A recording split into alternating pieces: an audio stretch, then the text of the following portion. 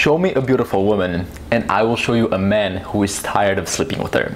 Hi, my name is Vlad, and this is Darwin on Demand, the channel that explores the evolutionary basis of human behavior.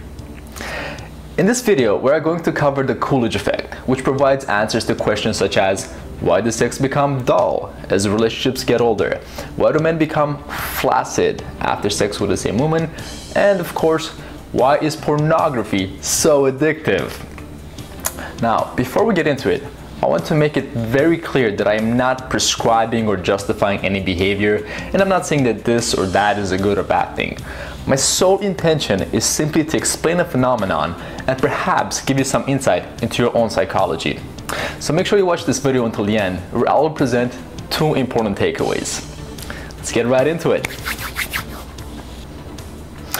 The Coolidge Effect has an interesting anecdote associated with it. Allegedly, Calvin Coolidge, the 13th President of the United States, was visiting a farm with his wife, Mrs Coolidge. The First Lady was impressed by the rooster's capacity to service a large number of hens on a nightly basis. She then instructed the farmer to make her husband aware of the rooster's sexual potency.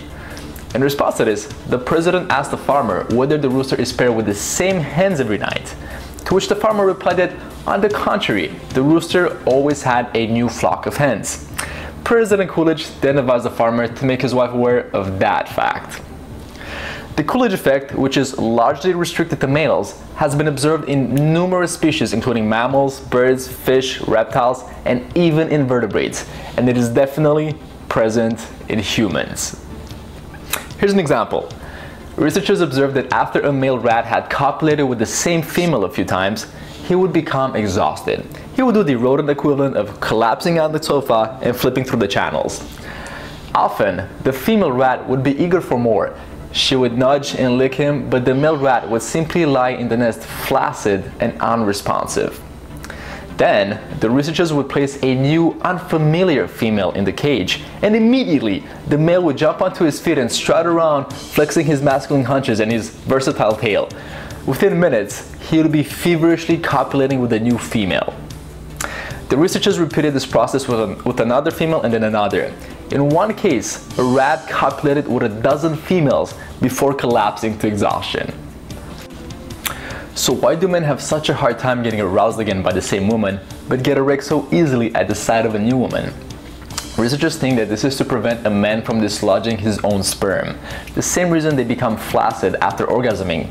Think about the physical properties of the penis for a second. There is a very popular theory that the reason the penis is kind of shaped like a mushroom is so that its owner can pump out a competitor's sperm before injecting his own. Since the penis appears to be physically designed to shovel out sperm, it can just as easily shovel out a man's own sperm. By becoming flaccid and losing sexual interest in a woman once he ejaculates inside of her, a man actually increases his chances of impregnating her.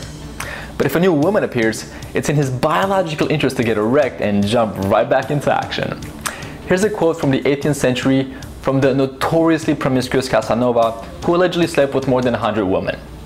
It may not seem like a lot today, but they didn't have Tinder back then.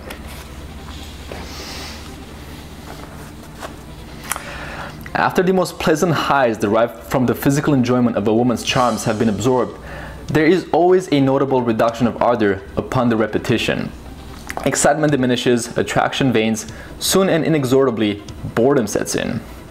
Then I must plead my unworthiness and arrange to pair the woman with some other, more suitable man as a means to extract myself from the frustrations of apathy.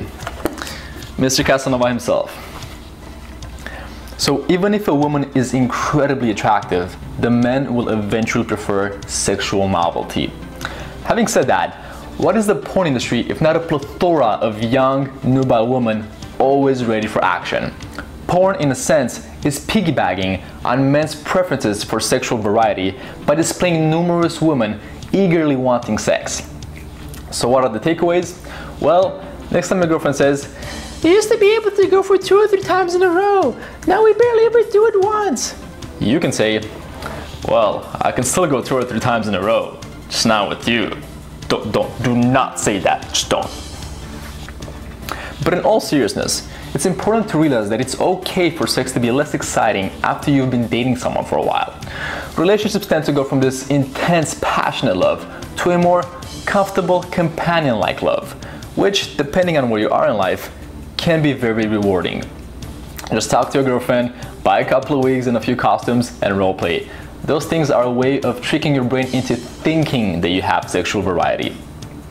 Another important takeaway is that now you have a bit more information on how the porn industry piggybacks on your brain's hardwiring. So if you know a friend who might be watching a bit too much porn, this information should help them take manners into their own hands and get a grip on their behavior.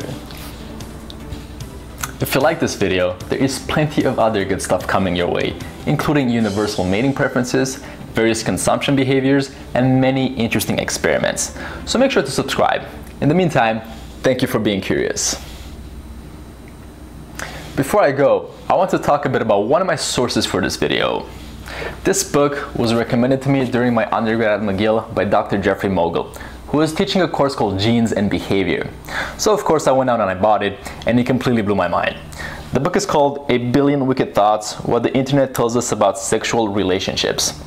The authors, both of them highly accomplished academics, looked at a mountain of data from people's search engines while looking for porn, and they applied evolutionary psychology to make sense of all of it.